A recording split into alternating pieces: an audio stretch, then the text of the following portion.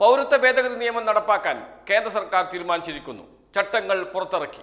2019 ഡിസംബറിലാണ് നിയമം ലോക്സഭയും രാജ്യസഭയും പാസാക്കുന്നത്.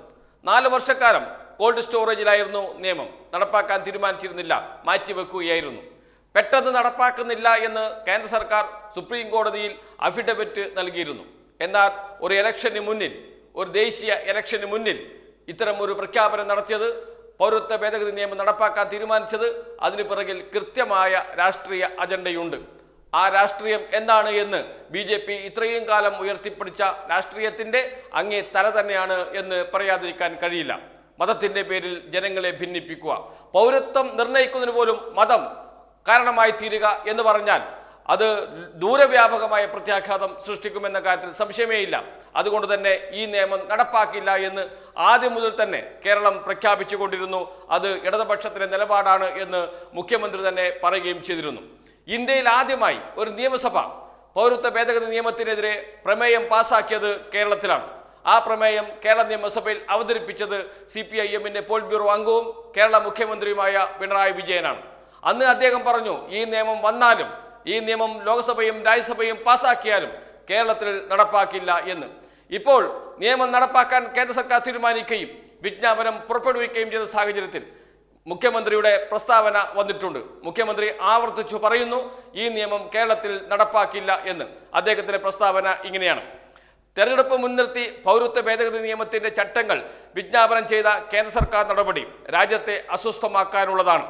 ലോക്സഭ തെരഞ്ഞെടുപ്പ് പ്രഖ്യാപനത്തിന് തൊട്ട് മുൻപാണ് ആഭ്യന്തര മന്ത്രാലയം പൗരത്വ നിയമ ഭേദഗതി സംബന്ധിച്ച വിജ്ഞാപനം പുറത്തിറക്കിയിരിക്കുന്നത്. ഇത് ജനങ്ങളെ വിഭജിക്കാനും വർഗീയ വികാരം കുത്തിയിളക്കാനും ഭരണഘടനയുടെ അടിസ്ഥാന തത്വങ്ങളെ തന്നെ കാറ്റിൽ പറത്താനുമുള്ളതാണ്. തുല്യ അവകാശങ്ങളുള്ള ഇന്ത്യൻ പൗരന്മാരെ പല തട്ടുകളാക്കാനുള്ള ഈ നീക്കം ഒറ്റക്കെട്ടായി എതിർക്കപ്പെടണം. സംഘപരിവാറിന്റെ ഹിന്ദുത്വ വർഗീയ അജണ്ടയുടെ ഭാഗമായി മാത്രമേ ഇതിനെ കാണാൻ കഴിയൂ.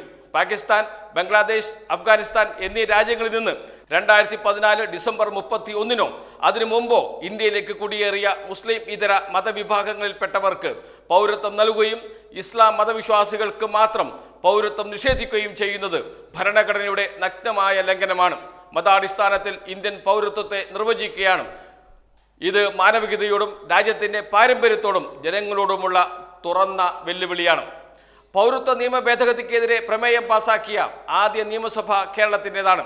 സംസ്ഥാനത്ത് NPR നടപ്പാക്കില്ലെന്ന് പ്രഖ്യാപിച്ച സർക്കാരാണ് കേരളത്തിലേത്. CAA-യിലെ ഭരണഘടനാ വിരുദ്ധത ചൂണ്ടിക്കാട്ടി സുപ്രീം കോടതിയിൽ കേന്ദ്ര സർക്കാരിനെതിരെ സ്യൂട്ട് ഫയൽ ചെയ്യുകയും മഞ്ചേശ്വരം മുതൽ പാറശാല വരെ ദേശീയപാതയിൽ മനുഷ്യ ചങ്ങല തീർക്കുകയും ചെയ്തു. ജനകീയ പ്രതിഷേധങ്ങളും വിമർശനങ്ങളും കണക്കിലെടുക്കാതെ വർഗീയ അജണ്ട നടപ്പാക്കുമെന്ന വാശിയാണ് സംഘപരിവാർ കാണിക്കുന്നത്.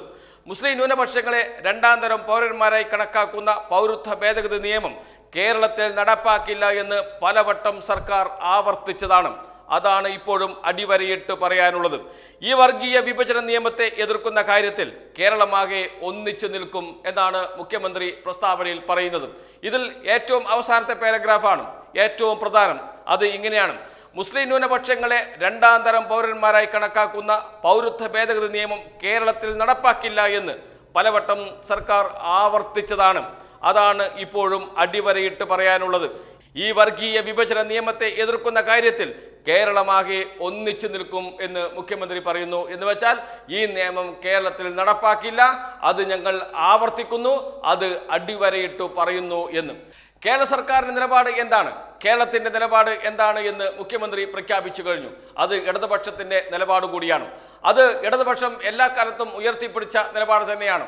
ദേശീയ തലത്തിൽ CAA വിരുദ്ധ ക്യാമ്പയിന് ഏറ്റവും കൂടുതൽ ആളും അർത്ഥവും നൽകിയ പ്രസ്ഥാനം ഏതാണ് എന്ന ചോദ്യത്തിന് ഒറ്റ ഉത്തരമേയുള്ളൂ, അത് CPIM ആണ് എന്ന്, ഇടതുപക്ഷമാണ് എന്ന്. ദില്ലിയിൽ നടന്ന സമരത്തിന് എല്ലാ സഹായവും ചെയ്യുകയും അവരോടൊപ്പം നിൽക്കുകയും ചെയ്ത പ്രസ്ഥാനം അന്ന് CPIM ആയിരുന്നു എന്ന് എല്ലാവർക്കും അറിയുന്ന കാര്യവുമാണ്.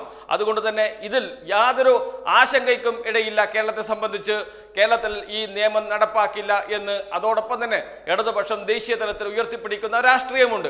ആ രാഷ്ട്രീയം വീണ്ടും ആവർത്തിച്ച് ഉറപ്പിക്കുകയാണ് മുഖ്യമന്ത്രി ചെയ്യുന്നത്. ഈ ഘട്ടത്തിൽ ഒരു ചോദ്യം സ്വാഭാവികമായി ഉയർന്നു വരും: ഇന്ത്യയിലെ മറ്റ് രാഷ്ട്രീയ പാർട്ടികൾ, പ്രത്യേകിച്ച് പ്രതിപക്ഷ രാഷ്ട്രീയ പാർട്ടികൾ എന്ത് നിലപാടെടുക്കും എന്ന്.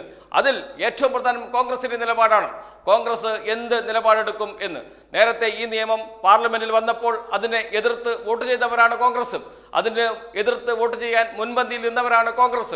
അതേ നിലപാട് ഇപ്പോഴും സ്വീകരിക്കുമോ എന്ന്. കാരണം കോൺഗ്രസിന്റെ രാഷ്ട്രീയം എന്നത്, കോൺഗ്രസിന്റെ ദേശീയ രാഷ്ട്രീയ നിലപാട് എന്നത് മൃദു ഹിന്ദുത്വ നിലപാടാണ്. അതുകൊണ്ട് നേരത്തെ എടുത്ത പാർലമെന്റിലെടുത്ത നിലപാടിൽ വെള്ളം ചേർക്കുമോ എന്ന ചോദ്യമാണ് ഉയരുന്നത്.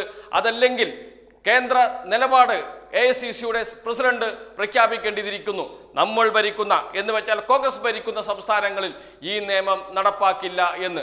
കോൺഗ്രസ് ഭരിക്കുന്ന സംസ്ഥാനങ്ങൾ ഈ നിയമം നടപ്പാക്കില്ല എന്ന് മാത്രമല്ല, ഇന്ത്യ മുന്നണിയിൽപ്പെട്ട സർക്കാരുകൾ ഈ നിയമം നടപ്പാക്കരുത് എന്നുകൂടി കോൺഗ്രസ് പ്രഖ്യാപിക്കേണ്ടിയിരിക്കുന്നു. AICCയുടെ പ്രസിഡന്റ് പ്രഖ്യാപിക്കേണ്ടിയിരിക്കുന്നു. അതല്ലെങ്കിൽ അത്തരം ആവശ്യം അദ്ദേഹം മുന്നോട്ട് വെക്കണം. അതിന് അദ്ദേഹം തയ്യാറാകുമോ എന്ന ചോദ്യമാണ് ഉയർന്നത്.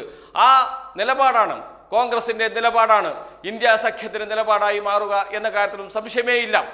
ഇടതുപക്ഷം നിലപാട് പ്രഖ്യാപിച്ചു കഴിഞ്ഞു. അതോടൊപ്പം തന്നെ തൃണമൂൽ കോൺഗ്രസും നിലപാട് പ്രഖ്യാപിച്ചു. ബംഗാളിൽ ഈ നിയമം നടപ്പാക്കില്ല എന്ന് തൃണമൂൽ കോൺഗ്രസ് നേതാവും ബംഗാൾ മുഖ്യമന്ത്രിയുമായ മമതാ ബാനർജി പറയുകയും അത് ഇന്ത്യയെ വിഭജിക്കുന്നതിന് വേണ്ടിയിട്ടാണ് എന്ന് പരസ്യ പ്രസ്താവന നടത്തുകയും ചെയ്തിട്ടുണ്ട്.